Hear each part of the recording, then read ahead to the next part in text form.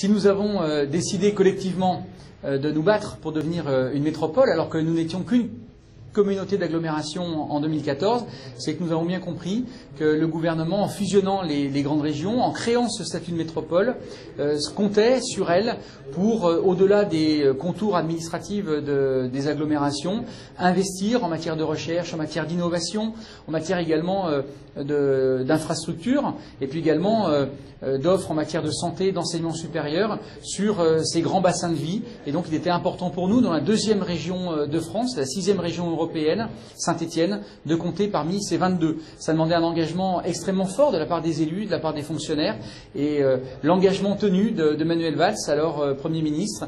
Et j'avoue que c'est une grande satisfaction d'entamer cette année 2018 parmi ces 22 grandes métropoles. Alors, le développement économique se travaille évidemment à une échelle beaucoup plus vaste, notamment au travers de nos coopérations avec le pôle métropolitain, que je préside depuis maintenant quelques mois, et au travers de nos coopérations avec l'ADERLI pour, au niveau international, valoriser nos atouts et faire en sorte que des entreprises s'implantent. Nous avons déjà depuis 3 ans aménagé de nombreuses zones d'activité qui manquaient cruellement à notre développement, de façon à pouvoir accueillir les entreprises dans de bonnes conditions.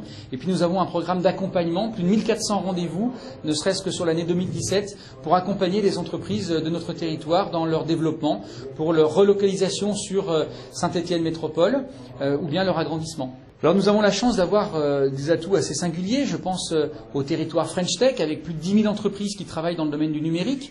Je pense à la seule ville Creative Design UNESCO de France, qu'est Saint-Étienne. Là aussi, c'est un apport en matière de compétitivité pour nos entreprises, et aux nombreux clusters, aux pôles de compétitivité en matière industrielle, en matière d'optique, qui, sur notre territoire, développent énormément de nouveaux brevets, de créativité et donc d'emploi.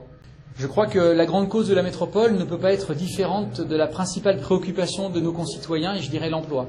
Alors nous avons, même si c'est une compétence de l'État, nous n'avons pas attendu 2018 pour déjà mettre en place à la fois des clauses d'insertion dans les marchés des entreprises qui gagnent les marchés publics de la métropole.